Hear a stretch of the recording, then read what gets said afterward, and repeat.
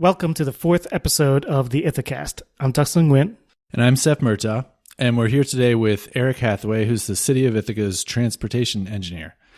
So I thought we'd start out just talking about your background, Eric, because it's very interesting. I mean, you're a trained engineer, came from Portland originally, and managed the sidewalk program for the City of Ithaca. Now you're the transportation engineer, so that's quite a varied background. So I thought maybe we could start with that.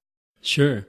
Yeah, well, like you mentioned, I started out, so I studied civil engineering at Bucknell, and I'm a licensed engineer. I have my PE stamp.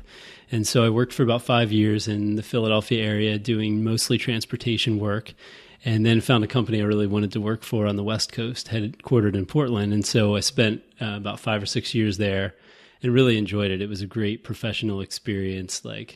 There's some of the best experts on a lot of topics with transportation that work for that firm in that office. So I really feel like I learned a lot of technical things, but also learned a lot about just being client-focused. That firm is really good at being client-focused. And so I think it helped me shape an attitude that I think I bring to work here at the city, thinking about not just being an engineer, but think about the end users and the people that are going to benefit from what we do. Well, we appreciate that because those end users are our constituents. Exactly. And well, on that note, consistently I hear, and my experience, my personal experience too, communicating with you, is that you're very responsive, and not just responsive, but with great detail and with concern about what the people want. And we'll get more into that when we talk about the sidewalk program, because there is a huge outreach effort there. Sure. Cool. So about the sidewalk program, you when you initially came here, you were hired as the city's sidewalk manager. Could you so maybe say a little bit about what that work entailed? Yeah, it felt like a new kind of challenge. When I heard about the opportunity, it was a bit different than what I had been doing before.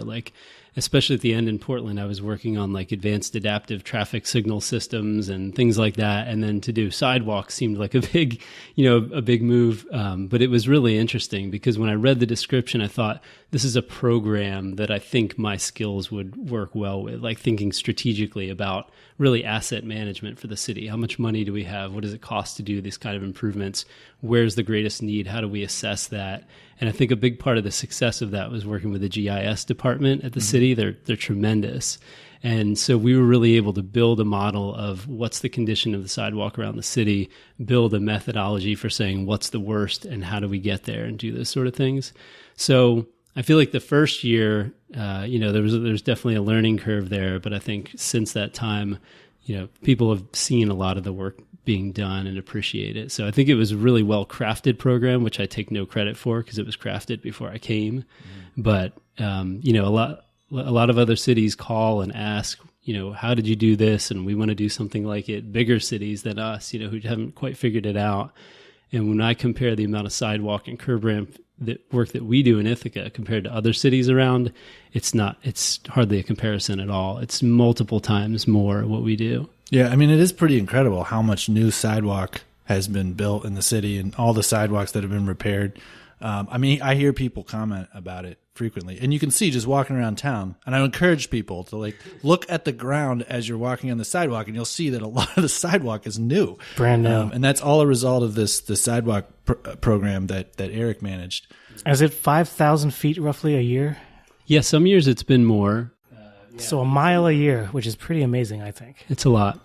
That is a lot. Can you just describe the program, how it's funded, and how the sidewalk improvement districts and everything? Sure. I think part of what's really unique about it is that the way it's funded, it's not really a tax per se. It's a benefit district, so that everybody pays into it, which in Ithaca is a big game changer as far as how much money the program can bring in.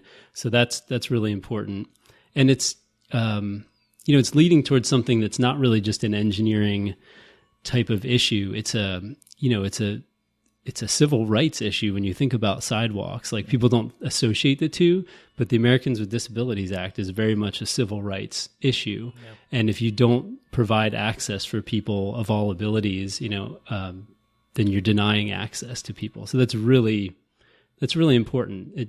I don't think I had a full appreciation of that before I started doing the sidewalk work.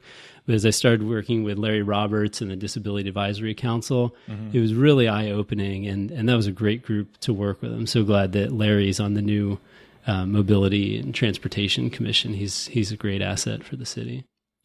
I mean, I might just say a little bit about the history with sidewalks in Ithaca, because I remember the old system. Because at the time, I was a reporter at the Ithaca Times in 2011. I remember the fights that used to happen at City Hall with people coming into the Board of Public Works meetings and with these crazy bills from the city. I mean, it was sometimes like as much as $10,000, $11,000 to fix the sidewalk outside their property. Because that's the way we used to do it, is that you were responsible for the sidewalk that was right adjacent to your home or to your property. And so people were saddled with these enormous bills. Yeah. And I think that's what this reform really solved, is it spread the costs, more equitably across the whole community.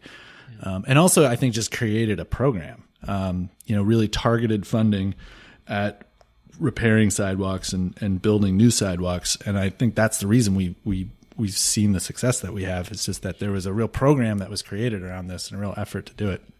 So, yeah. And I was talking to you about some numbers earlier. It's been a little while since I looked at them, but I want to say the average repair cost of what we saw before when private citizens had to fund the sidewalks was around $2,000. And when you think about, for a single family home paying $70 a year, that's like paying 30 years of the sidewalk program before it would equal the average cost from before. And some of them were 5-digit cost numbers for the repairs before. So I think that's part of the genius of the way the program was constructed. I think the other interesting thing, too, is the fact that it is split into 5 districts guarantees that every part of the city gets to see improvements. That's right. Yeah, and they all have different needs. I mean, when you think about those different areas, like Sidewalk District 5, which is more on the west side of the city, has a lot of missing sidewalk, so it has a different characteristic than downtown or Fall Creek, where a lot of the sidewalk is older and maybe it's chipped up, but it's there, So it does sort of give each district a plan on how they want to go about fixing their unique problems that they have with sidewalk. I mean, I think it's a really extraordinary program. I was talking to Savante a couple weeks ago, and he said that he thought it was the single biggest thing that he's proudest of was the sidewalk reform. And it's funny because, people don't necessarily associate it with, it's because it's not the biggest thing that, has happened, with under Savante's leadership. But I think it's had such a dramatic and transformative effect on the city.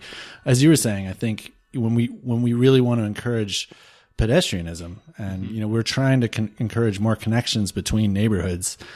Sidewalks are such an important part of that. So, yeah, absolutely, and from what I heard about the old program is sometimes it was even causing interpersonal divisions in neighborhoods because people, well, your sidewalk's in bad shape, I'm going to tell the city about it, and here then there's none of that. You can report it, and then the city can process that and decide what's important. You don't want neighbors upset with each other over those kind of issues. No, absolutely not. Yeah. Another forward-looking part of the program is that if you had repaired your own sidewalk, you got credit into the program for that amount. Can you say more about that? Oh yeah, sure. Yeah, up to the amount that you would pay into the program based on what type of property you own, you can get that per year. So if you pay $70 a year and you had a $700 sidewalk bill from before the program, or if you even chose to do it now, you're not having to pay that fee until it equals that amount. So over the next 10 years, you just wouldn't pay into the sidewalk program if you had done a $700 repair. So you're not trying to discourage people who still want to do their own work and don't want to make them pay twice. There's some other communities that I think didn't have that foresight and have had problems with that. But I think the people who constructed this law took that into account, which is meaningful. Yeah. And the formula too, and you might have to remind me about it, but I remember it. So it's the homeowners pay $70 a year, but then larger apartment buildings and larger property owners are paying more because it's based on, isn't it the square footage? And the square footage and the length of sidewalk, the square footage of the actual building and the length of sidewalk in the that's adjacent to the property. Isn't that the formula? That's right. Yeah, it's based on the square footage and then also just your frontage, because people who don't have sidewalk do still pay into the program because they might get sidewalk or might use the sidewalk in their neighborhood that the program builds. But that's right. It's based off. It's I think it's $140 base fee, and then those two factors on top of it. So the larger apartment buildings, for instance, are paying far more into the system than like a homeowner is going to pay. Which I also think is kind of interesting, just because it's really tied to use, because those larger apartment buildings have a bigger impact on the sidewalks because they have more people in them, and those people walk on the sidewalks. So it really tries to tie the fee and the amount you're paying to the actual impact and the use, the use of the sidewalk. Are you aware of anything similar? Before us, anything similar in other municipalities? I know Corvallis, Oregon does something that's not exactly the same, but the same sort of principle. And I did find a couple of other places that had the general idea, but I think a lot of people just can't get past the change and making the change effectively. From what I understand here, it only took about a year. A task force was formed, figured out how to do it, and then just made the law. And I think a lot of places just can't seem to get through those steps in a way that's... I remember when that happened because I was on the task force. Okay. And it was really, really hard to figure this out, I think, for the city. I remember it being described as like the Gordian knot. And there were a lot of councils and a lot of mayors that had tried to tackle it. And it was legitimately, for the reasons you're saying, is a really, really tough thing to figure out. And I think the biggest challenge was like, if you make it part of the taxes, the general taxes, then you have all this tax exempt property and they're not paying into it. And like, how do you figure that out? And that was, I think, the biggest obstacle. And I got to credit our city attorney, Ari Levine, because he led the task force. He was the chair, and he was really, really good at thinking creatively and very innovatively about, the legal mechanisms through which this could happen, and was able to come up with this districts idea, where you create this basically they're like utilities. It's like a garbage fee or it's the water bill. You're paying based on the use, and that's the same principle that applies to the sidewalk program. So I really do have to credit Ari because I think he had a huge role in that and just crafting this and bringing it forward. So now your role, you were doing sidewalks, and then now you've broadened your scope to include transportation. So you're the transportation engineer for the city. It's not that you broadened your scope. You did a great job and you got promoted. I should say you got promoted. But it's a bigger job. Obviously, you're looking at transportation across the city. So what are some of the things that you're doing now with your current job? Sure. Yeah, one of the biggest things that I spend my time doing is managing some capital projects. We either have projects that are funded by the city through its own capital project, or capital funding of capital projects, or there are also sometimes we get federal dollars, through the Metropolitan Planning Organization, through Fernando de Aragon and those folks. So one thing I'm doing is running those projects and managing them. And often we'll have a consultant who's doing the design on those works. And so I'm financially managing the project and also providing input on the plans and letting them know what's the context of what we're trying to do, running public meetings to make sure people are aware. So a couple of those that are going on right now, the Five Corners intersection is one that right now is in the stage. We have a design consultant and they're doing some traffic analysis and they're doing some preliminary design work. So we should have a few options to look at in the coming month or so. And then once we have that and we've refined it enough, we'll take that to a public meeting and get people's input on that. I think a lot of people, especially with the Maplewood development, now will be constructed, recognize that that's a really important connection piece from a pedestrian and from a vehicular standpoint. So I'll be really happy to see an improvement there, maybe as soon as even next year. Wow. Because right now is the capital project season where we're putting in requests, and that's when I'll be putting in a request for next year to have that construction funded. That would be huge. Yeah, that definitely would be. If I had a list of priorities for myself, that would be one of the highest ones in the city. Yeah.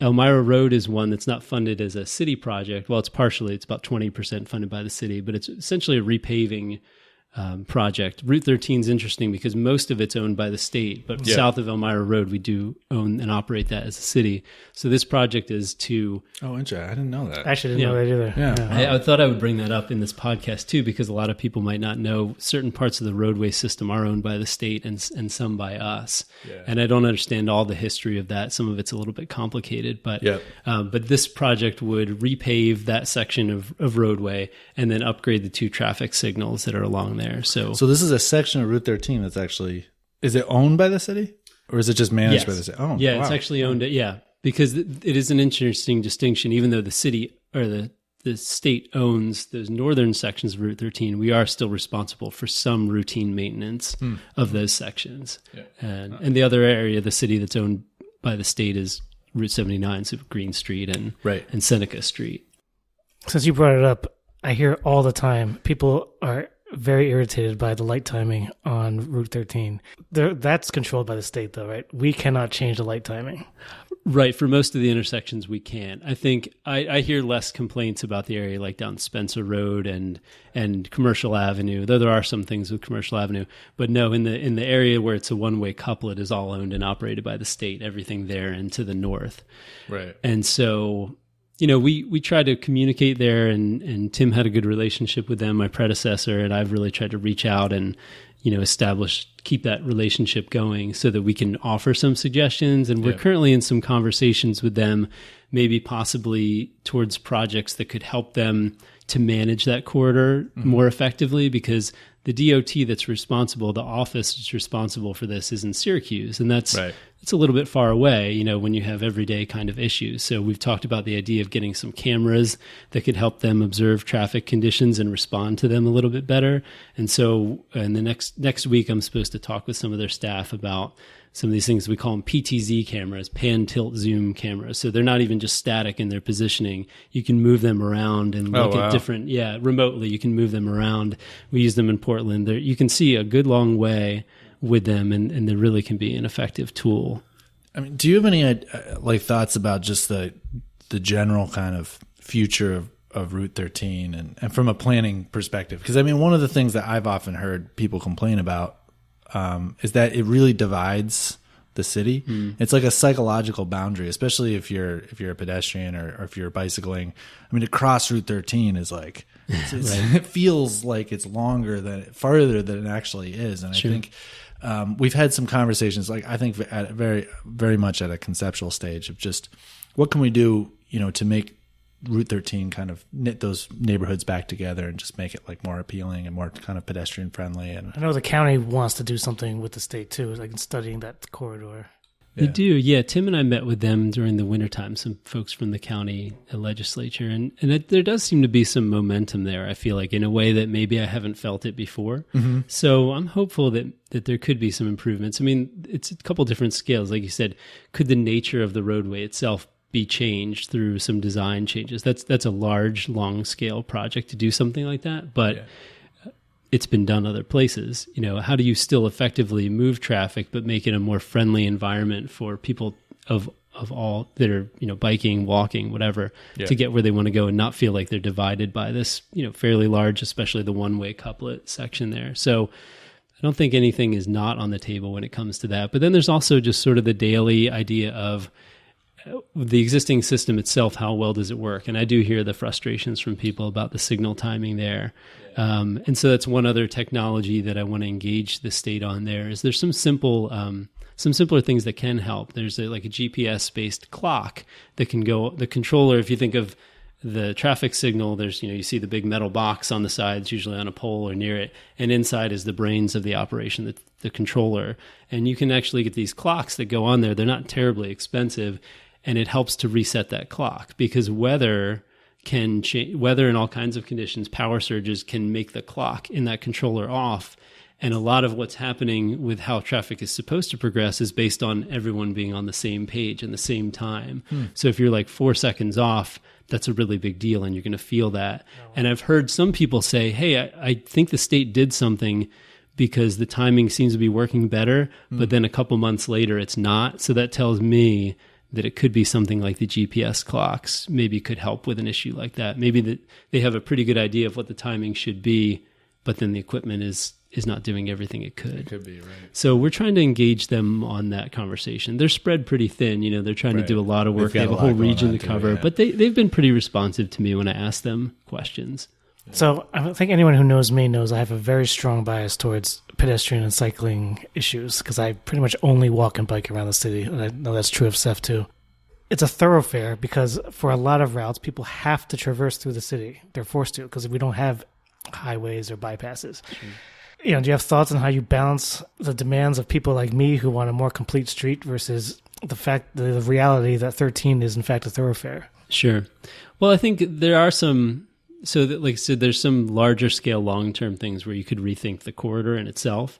But even in the meantime, there's some other practical things. Like I hear from cyclists who, especially maybe on Buffalo Street coming up to Route 13, the way that the state, and hopefully my colleagues at the state won't listen to this, say Eric's blaming us for everything. Right. But it's not that, I think they're doing the best they can. But at a state level, if you think about the way departments of transportation work, they have this things that they can and can't do. And the DOT has a mindset in general out of Albany, I believe, that the loops are the way to do detection. You see those loops in the roadway, they're inductive loops. It measures the metal basically that affects the inductive loops so it knows somebody's there. Well, it doesn't work very well for bicyclists or bicycles, So there are some other means of detection to do. But the state doesn't really use those sort of means. And so I think that's one thing that could go a long way is just as a bicyclist know that you're being detected, which isn't really happening at a lot of places on 13 right now. My admission is that I just hit the pedestrian button. Sure.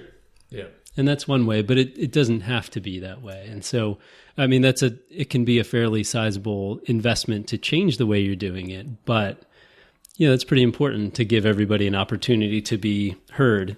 To Duck's point, though, I know you just came back from the Netherlands, Duck. In the Netherlands, you see bikes everywhere, and it's like you see almost more bikes than cars or people walking, and it's a very accepted mode of transportation.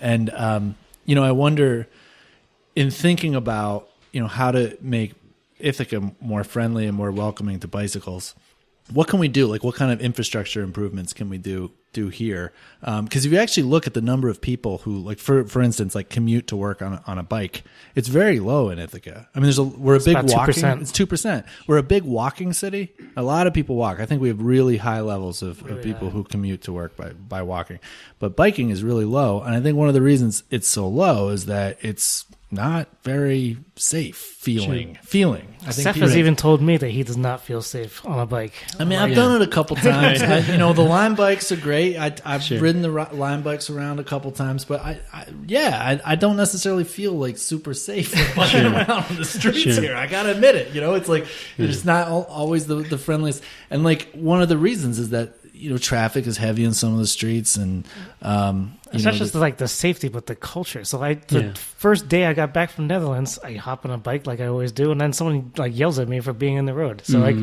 it's just an unfriendly culture. It's kind of and I sense that from drivers, and I walk a lot, and I don't want to like be really negative towards people who drive cars. But I do sense that there's like people get kind of annoyed if you're riding a bike in the street. They're like, and I think that's one of the reasons why we don't see more people biking. It's just there's a feeling that one, the infrastructure doesn't really support it, and two, like the culture, like Duck's saying, it's like it's not.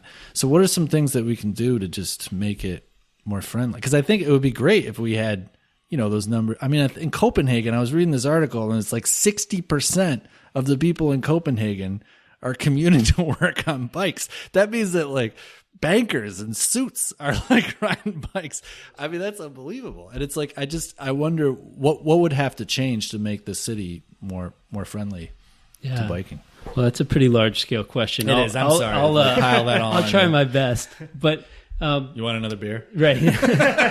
No, there's a couple of things. I mean, the cultural aspect, as an engineer, you hate to admit it, but engineering isn't the only solution to a lot of problems, and cultural shift can be part of that. Changing the environment of the street is one thing too. I think two things that Bike Walk Tompkins is trying to do right now that I think they're collecting some pretty important information. They're doing a statistically significant phone survey to ask people essentially, what would it take to get you on a bike? What are the barriers that you're facing? Because that's sort of different for every community. There's within the field that I am in, there's sort of this famous study that was done in Portland by some people that I used to work with there about identifying different groups of cyclists. And you guys are probably familiar with the study. There's sort of like 1 to 3% that would bike no matter what facility you give them. They're going to bike and they feel very confident. And then there's some people, maybe 15%, who just either they're not able to ride a bike, for a physical reason, or they just, nothing would make that person feel safe. And then there's this large, like 60% of the population that would like to, but doesn't feel empowered to bike for any number of reasons. So I think the first step is the things that Bike Walk Tompkins is doing. Right. Okay, let's find out why, because it could be any number of reasons. So then let's focus on those issues instead of, guessing. There's some part of what I like about working at a city is thinking comprehensively about the whole network that's there. And so I think there are some things that we can do, and I've tried to even engage some Cornell planning and engineering students as projects to look at some of these things. How can we assess the facilities we have and see where they're most deficient so that we can address those things first? I think the other thing Bike Walk Tompkins is doing is to work on a bike blueprint. They've got some money and funding to do that. So I think they're thinking the right way about strategic ways to identify how do we get people so that they feel like they can get on a bike and get to where they need to go. Those are the first steps, I would say. Yeah. Yeah, it's tough too, because let's say that data shows that people want bike lanes. It doesn't mean we start putting in bike lanes, because as I'm sure you've encountered, when you propose removing parking to put in bike lanes, you get an earful from the community. Yeah, I mean, I've seen you at the ILPC meeting talking about putting the bike lane on University Ave. I mean, those discussions can be pretty intense, and they can generate a lot of controversy.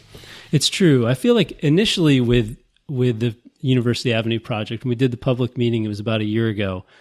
You're right. I did anticipate that question coming up, and I remember, Duxon, you were there at the public meeting, and so I knew ahead of time that, okay, we're proposing an uphill bike lane which is going to would reduce parking in the area. We looked at a few different options, but that was one. And so we took a lot of time to identify, okay, what is the parking demand along University Ave, not only there, but also in the University Avenue parking lot that's just to the east of University Ave, and also over on Stewart Avenue. And took a lot of time to, at the night, during the daytime, at all different times of the day, what is the demand in all three of those locations? And if you lost the amount of parking that this would require, could those vehicles go somewhere else? And the answer was yes. Even during the worst time, you would have 20 to 25 open spaces somewhere if those trips if they were to go over to Stewart Ave, which presumably if you're commuting over to Cornell might even be a bit closer. But the difference right now is, of course, it's free to park on the east side of University Ave.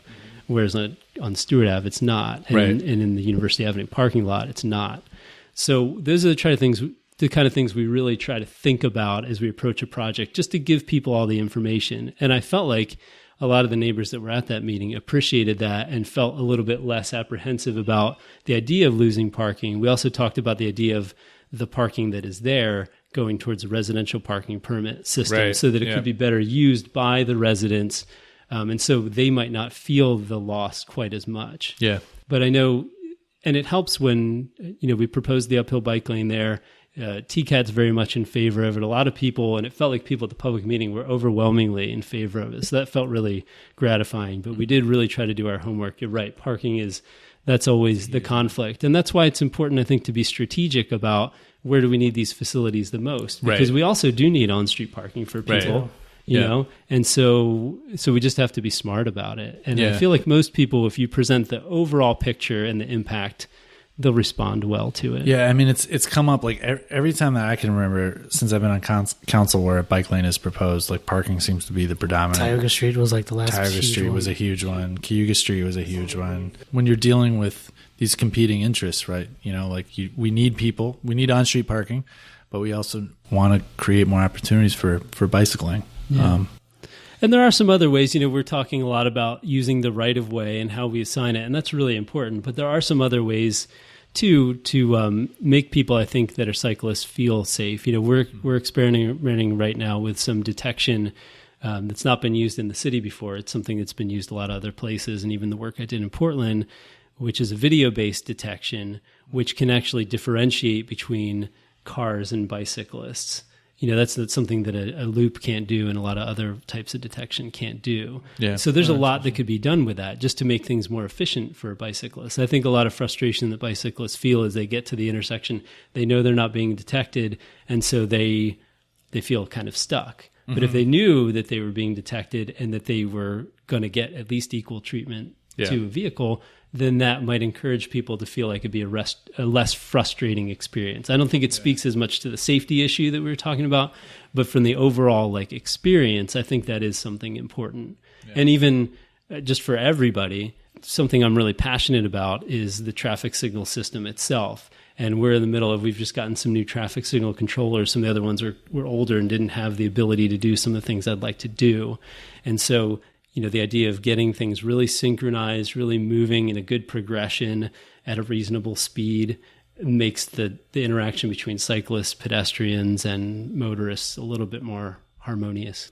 So speaking of signals, a couple of years ago, someone from the American League of Cyclists or Bicyclists came to Ithaca to evaluate us for whether we were a bike-friendly city. We ended up getting the bronze, by the way.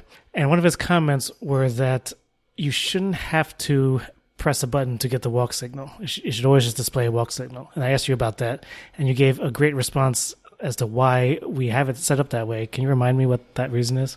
When you work for a city, you start to realize there's always so much behind the answer to every question. It's like there's so many different factors that come into play. But one of the reasons why we have push buttons at intersections is actually back to an issue I mentioned earlier, which is about Americans with Disabilities Act, is that the vibro-tactile nature of pushing these buttons, and it gives you an indication that says walk or don't walk, is for people who have different impairments. Right. And so we have them there even sometimes regardless of whether or not that push button is to give you a walk signal, because the verbal indicator is built within that push button system. Right. So there's kind of two aspects to it, but it is interesting. And I've read articles from people like on City Lab or other websites where people criticize cities putting in push buttons and say, well, a car doesn't have to push a button to, it's in a passive way, it's being detected. Mm-hmm.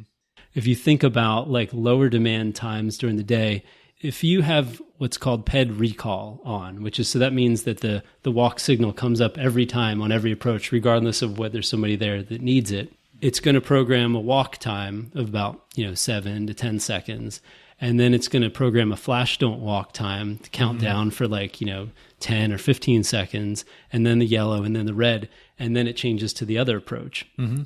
If depending on the demand, if it's a super high demand time of day, it's going to work the same as it would today. No matter how many people are there, it's always going to come up. Right. But other times of the day when it doesn't come up as often, you could actually experience less delay as a pedestrian by pushing the button, because maybe if no one pushed the other button for the other street, you don't have to wait for the walk time, the flash don't walk time, and everything before your walk comes up. Really you could push it and it could come up. It could end the green time on the other and within 5 seconds come back to you. So that's all the engineering that goes into this. And there's ways to model all of this and optimize it through some software. And so that's the direction that I want to go, is just make this one of the things I'm really passionate about. One of the reasons I do what I do is I like the idea of optimizing, a whole system. And so, we actually just applied for a grant a couple months ago that I'm really hopeful we will get through the state. I think we really made a strong case. It's specifically for pedestrians, this grant, for things that would make pedestrians safer.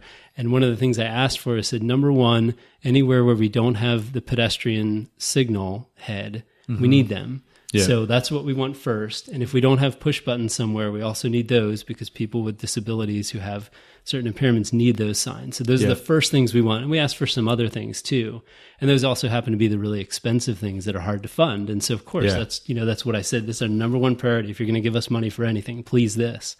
And so I really hope that we get that, because that can help complete the system. Kent Johnson, who works with me, he ran a really successful project to get more of the countdown timers, which are a proven safety countermeasure for pedestrians, and the push buttons. And he did a really nice job with that. But there's still some gaps in the system. So this would basically complete that and give me the ability to be more sophisticated about the way that we program the traffic signals in general.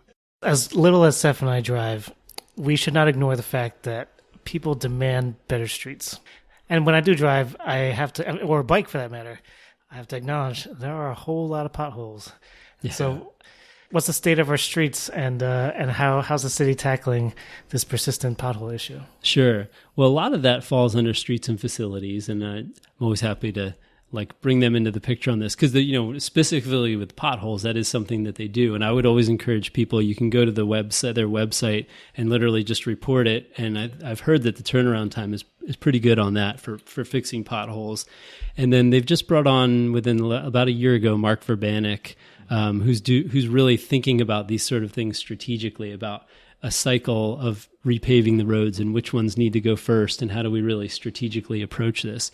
Again, like a lot of other things, there's other factors. Where are water and sewer having to rip up roads anyway? Yeah. So we're going to need to mill and pave those roads anyway. So there's a bit of that, but also trying to think a little bit beyond it and using other ways to fix the roadways. Maybe some more sealing of roadways instead of total resurfacing or total reconstruction. Like Albany Street, for a couple of blocks, is going to have a reconstruction this year because the road is just in that sort of condition that it needs it. Albany Street is rough. But other places, one of the biggest things that can deteriorate a roadway is poor drainage.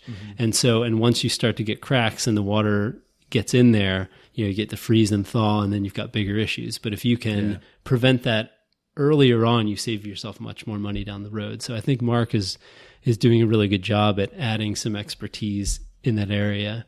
Yeah. So I think that will be a long-term improvement. And I know Mike Thorne, the superintendent, has been really, aggressive about trying to get on that issue of making sure the pavement condition all around the city definitely is good. So I really give him a lot of credit for that. I mean, I hear it all the time about the potholes, and it's funny because it sometimes comes up from surprising sources. Like when we were having lunch with the fire department, they were like, "When are you going to pave South Albany Street?" It's like unbelievable. Like it's sad, but so you forget that it's not just it's not motorists. It's also like emergency vehicles and TCAT, and there's a lot of different groups that are affected when the roads are in bad shape. So I definitely think it's something that we need to focus on. And what about, so I know that the traffic calming program is something that the city has recently invested in, and we're starting to see some results from that. So that's something you've been working on too, like really trying to encourage traffic calming measures and slow down speeds in neighborhoods. So maybe say a little bit about that. Sure. Yeah. And it's a fairly new program. And actually, I'll put a plug in right now. We just put out a request for new projects. If people have traffic calming areas, they want to see some improvements done, you go to the city website. If you just Google basically City of Ithaca traffic calming, you'll get to the right place. We need to get the request, go evaluate it while the weather is good enough to put tube counts out, look at the speeds, all those sort of things. And then over the winter, do some design to get ready to build it next year. So we try to get those requests early in the season, like now. We are now looking at implementing some of last year's requests. And one thing I'm excited about with the city, we're trying to find new ways. I come from the consulting world. That's my background.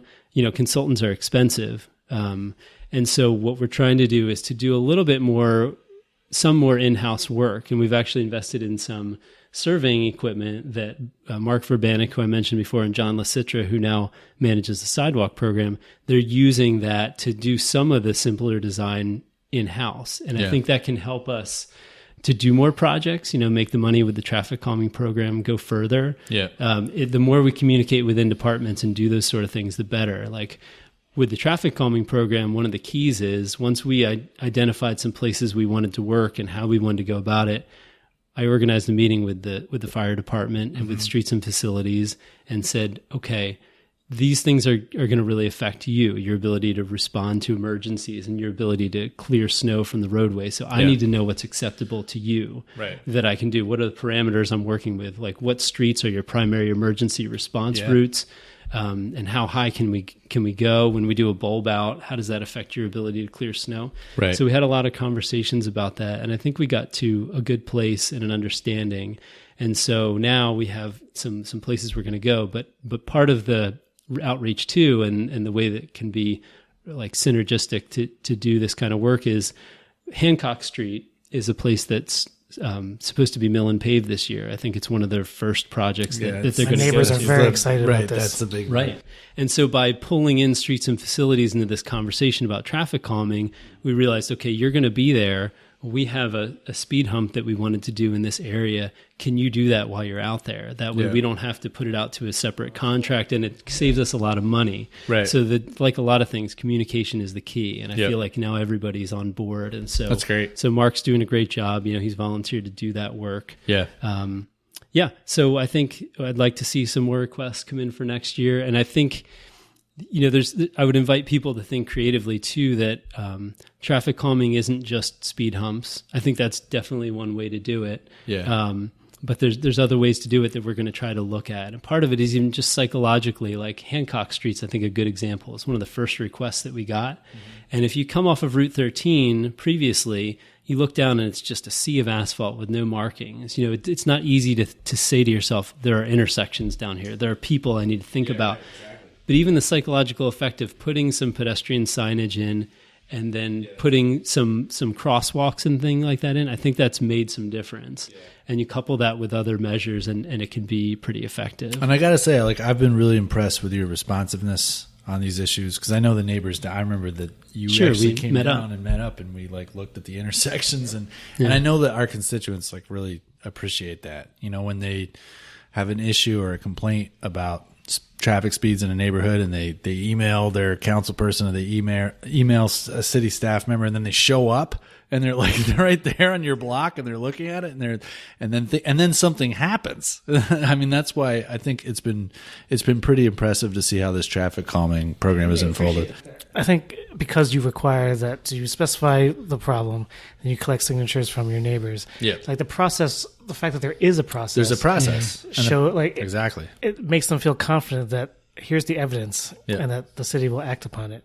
So speaking of different ways of traffic calming, what's the difference between a speed hump, a speed table, and any other options you can think of? All right. Yeah, there are so many different terminologies there.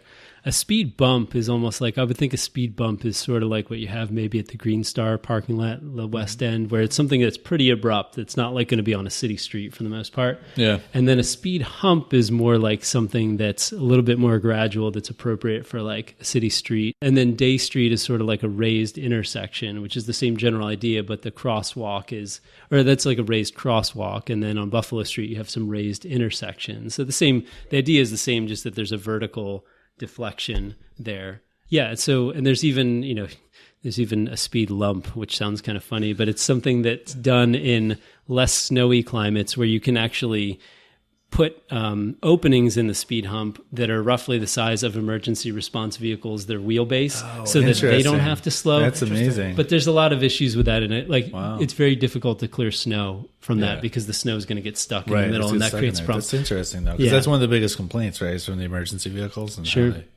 So there's a lot of different things out there, a lot of different names, but the key is we're trying to do as low cost solutions as we can that are effective, but some of them are going to be higher cost things, and that's okay. Yeah. We just have to be strategic about it. Yeah. I mean, so like you said, you put in the plug for the 2019 program. I mean, I think we're invested in continuing this. And I think that, if this is funded year after year, you start to see some real improvements around the city. Sure. So. No, I think so. And I think based on the request that came in the first year, I do think we are going to address every location in one way or another. It just looks different in different places. Yeah. And it takes time too. And I think that's what you have to kind of manage expectations and be like, hey, we're working on this. It might take a year or two to actually do it, but we're working on it and we're going to get it done.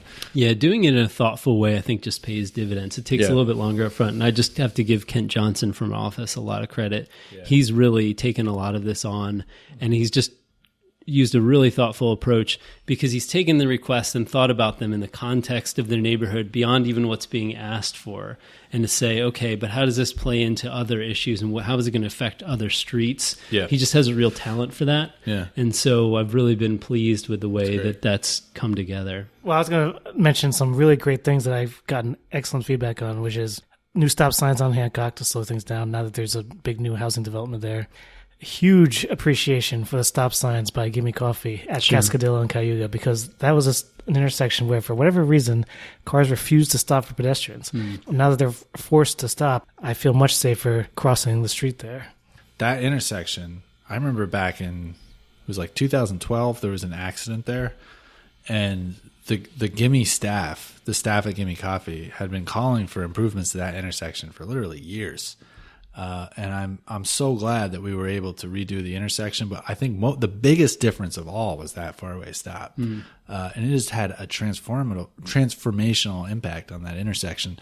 I mean, just for pedestrians, but I also think, like the staff at Gimme, I mean, they watch it, Sure. Like you talk to them, they're like, cause they see it all day long, and it's like they've seen some like pretty nerve-wracking things there where people would like fly through that intersection. And I think slowing the traffic down at that intersection, just making it safer for pedestrians, really has had a huge impact. Huge win. And as far as I can tell, the cars are no more backed up than they used to be. I think it's been flowing pretty well. I feel like we get requests, and sometimes the requests might be impractical. But in this case, the request for a four-way stop, I mean, like you said, you got a lot of things that you have to weigh that the average constituent who's making a call to their council person or whatever doesn't even realize. Because like you're not only looking at that intersection and how the pedestrians are crossing the intersection, you're looking at the traffic flow, all the different transportation patterns. And I think weighing all that and then even making the decision to move forward with it is impressive. And I think it was a good decision, because I think what you're seeing is like the public, I think universally has said that it's like an improvement there. So yeah, I've gotten very little negative feedback there, mostly positive. The biggest factor at that intersection was just the way that the bridge deck is at the northwest corner there. Yeah. Is that looking to the north was really difficult. Yep. And so doing the all-way stop really helped that issue, was really the only way to deal with that issue. If it wasn't for that, I probably would have at least tried some other ways to slow traffic on Cayuga Street, or to make drivers more aware of pedestrians before I would have gone to the all-way stop. Yeah. But it's just such an overt, unique location because of that bridge. So anyway, not to downplay what I did or the reasons that I did it, but I don't think, I guess one thing I should say about traffic calming, because it's something, if you read about it and the theory behind it and what communities face and transportation issues, transportation engineers' least favorite topic sometimes is always stops, because and I feel bad sometimes telling people they request traffic calming and they say, I really want an always stop. And I have to step back and say, well, actually, an always stop is not really traffic calming. We wouldn't use it for the purpose of traffic calming, because what that can do sometimes, if it's not appropriate based on the balance or other issues, it can just make someone more aggravated. So later down the street, they're speeding. So maybe they're not speeding there, but they're speeding somewhere else. Yeah. So we just have to be very thoughtful about the way that we think about the impacts of it. So I wouldn't consider putting stop signs into traffic calming, but I do think it was appropriate there based on the circumstances. Yeah. It's worked out well. So I've got to ask you too about the parking, because like parking is a huge issue in the city, obviously, and on everything that's gone on with our parking garages. And I know that this is not necessarily your wheelhouse, but it's like we have a parking director position. But I was wondering if you have any thoughts in the ways that like parking in the parking garages and all the different improvements that have been introduced with the parking kiosks and everything. How does that impact transportation in your mind? Like overall, do you see that is there a connection between like what you do and how we manage parking in the city? There's a strong connection. I mean, it's they're really one issue, I think, when you think about them. Like we talked about earlier, biking and parking are always going to be interconnected. And even the way, especially as we move towards the future with parking garages and the way that our transportation system and its needs are going to change, if we don't, the strategies and that we use towards our parking garages, towards on-street parking, are going to directly influence people driving in cars, public transit to a huge extent. You just can't overplay the connectedness of those two issues. So we have to be very smart in the coming years about those decisions we make, because parking garages are very expensive. Hugely expensive. We're having those conversations at Common Council right now about rebuilding the Green Street Garage. Yeah. But people have to get to work and they have to shop downtown, and there's got to be a way to do that in a convenient way. So we have to just be smart. And I've talked to some other communities about parking issues like that, because they are related to what I do, and have tried to glean some information about, okay, how are you trying to break even? Are you trying to actually make money on parking? Like, what are your maintenance needs? Talking to people that are in different types of climates, ones that are similar or different from us. So I would definitely say that, parking it's not a issue that seems like overly exciting, but it's incredibly important and will really dictate in so many ways how successful we are as a city and how vibrant our downtown is. Yeah. Yeah. Do you have any thoughts on, I know that the Downtown Ithaca Alliance has been working on the transportation demand management program.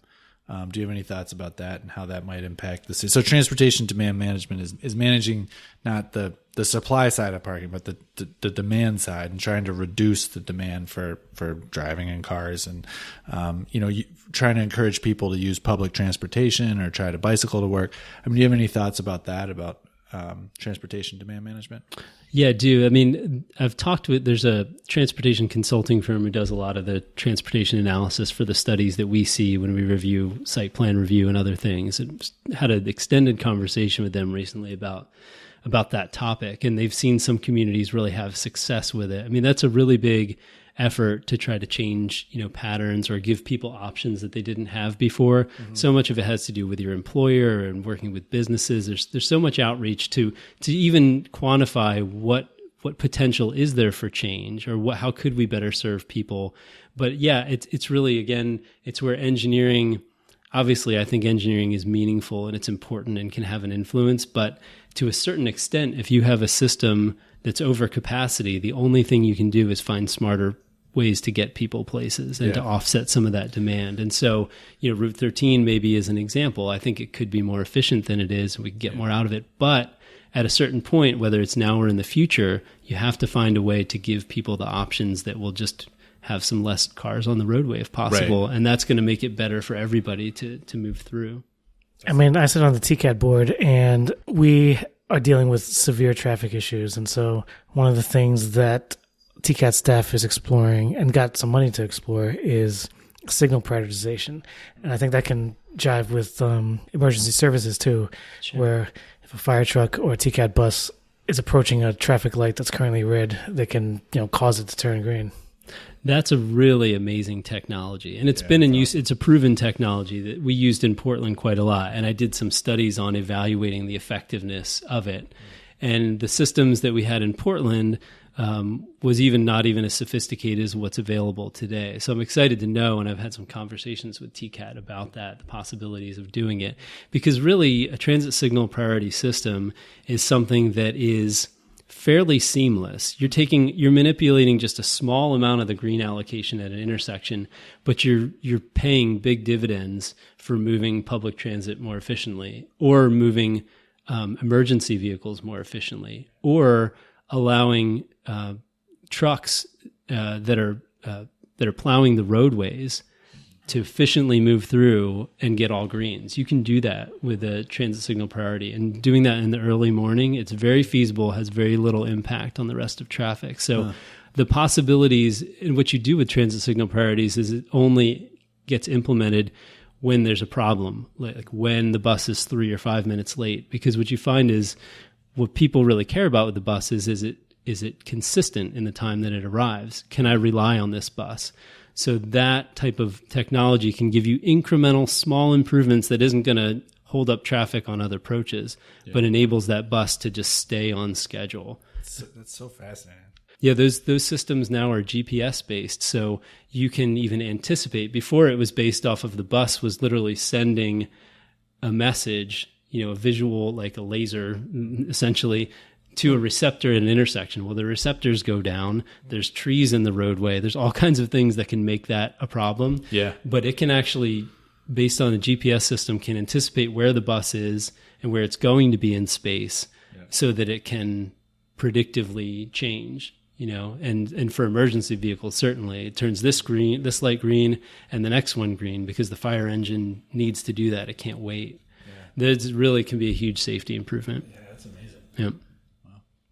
So is there anything else you'd like to add? Just, to projects that we haven't mentioned, or any other issues that you think that are important to future transportation in the city of Ithaca? Yeah, sure. I mean, just some of the other projects we're working on. You mentioned University Ave. That's one that's going on right now, because there's not only roadway issues there, there's water issues, there's sewer issues, drainage issues. Everybody knows. I mean, you don't have to be an expert. Drive down University Ave and you'll know that there's some things that could be better. Definitely. So that project, hopefully we don't have a timetable on it. It's a pretty expensive project, but everybody knows that we want to move it forward. So I know Mike Thorne and others are really thinking of strategic ways to, and working with NYSEG, some of those issues have been complicating. So we're trying to work through those. It's always complicated working with NYSEG. Yeah. And in this, I don't think it's their fault in this case. It's just, what do you do with some utilities in order to try to get what we want, as far as serving everybody, but also not disrupting, neighborhoods, things like that. I think we're finding a solution that's actually going to accomplish both now. Cool. Other than that, something we're doing is epoxy painting. It's really important in a low-cost thing to make sure the crosswalks are in good shape and other things. So definitely. So glad you mentioned that. Yeah, because we've gotten so many complaints about how they've eroded in just a single season. Right. So something I'm trying to do right now, we have a sign shop that does like a water-based paint, and they do a lot of the intersections in the center line in the city. So I've tried to work with the sign shop to say, okay, what are the areas you think there's just too much traffic to do your kind of paint? It's not going to hold up. Where do we need to do epoxy paint?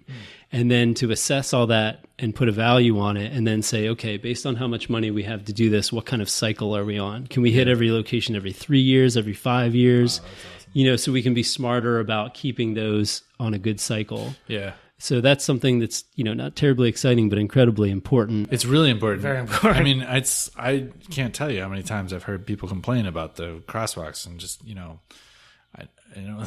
Kerslick, who's the alderman for the 4th Ward, was trying to get the crosswalk painted in Seneca for it was years, and it's been a real struggle for the city, we've really struggled to get those painted on a consistent basis. So I'm really glad to hear that that's happening. Yeah, and we're working with the state on a bit of that too. Some of the state routes should be done this summer. They should be doing quite a lot of the crosswalks. So we've held off on some locations last year knowing that they were going to be done by others so we could focus elsewhere. Other than that, something that just keeps us busy. There's everybody knows Ithaca is growing. There's a lot of new projects. So part of what we do in our office is review the site plans and really try to make sure that those locations are doing responsible things when it comes to the transportation system and giving people options to get to them safely. Yeah. That really takes up a fair amount of time just because there are so many projects these days. So you're reviewing all of the development projects that are going through the site plan review process and the planning board, and God, that's got to keep you busy. There's a lot. It's been a big part. Yeah, very big part. And then other than that, we're really trying to look at, I guess the other thing I feel really passionate about right now is looking at, safety. There's nothing much more important than safety. And so we're starting to take a look at 8 years worth of data, basically every crash that's happened in Ithaca in the last 8 years, which has been quite an effort to get the information, but we've got it. And now we're really trying to dig through and say, okay, can we find some patterns here? Can we find some ways to see where we could put our effort to really reduce the amount of crashes that involve injuries or fatalities first? So that's really something I feel really passionate about and interested in. So Kent and I have really been investing a fair amount of time with that. So I think more coming on that in upcoming months and years. But, I'm just really hopeful through that process we can find some low-cost ways to just put our money and our investments in places that'll, save people not only money. If you have a crash, even if you don't get hurt, that could be a really big financial burden on you. Yeah. So that's just one thing. Definitely. But then if you're injured and it's life-altering, that's really huge. So if we can be smarter about that, then that's really going to serve the people of Ithaca well. Yeah, for sure. Well, it sounds like you have a very busy plate. You're doing a lot. As busy as you may feel, I think we're lucky that there's a lot going on in this city that is vibrant and that there's changes for the better constantly happening. The people seem to appreciate it. I know I do.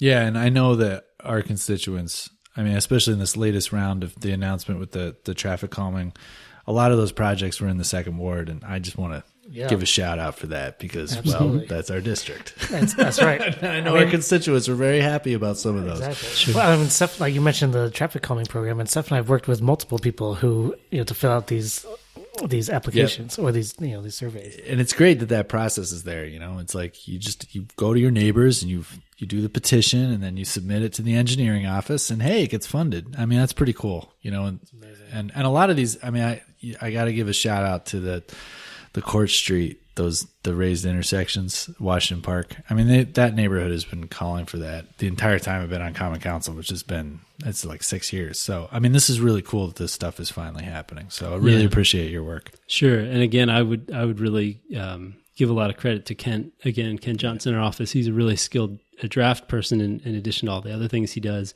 And he's really doing a lot of that design right now himself so that we can use contractors that are doing other work in the city to get that done in a way that it would be really difficult to do otherwise. So, yeah, really trying to be creative to get the most value out of those dollars we're using for the traffic calming program. Cool. Well, thank you. This has been a great conversation. Thank you very much.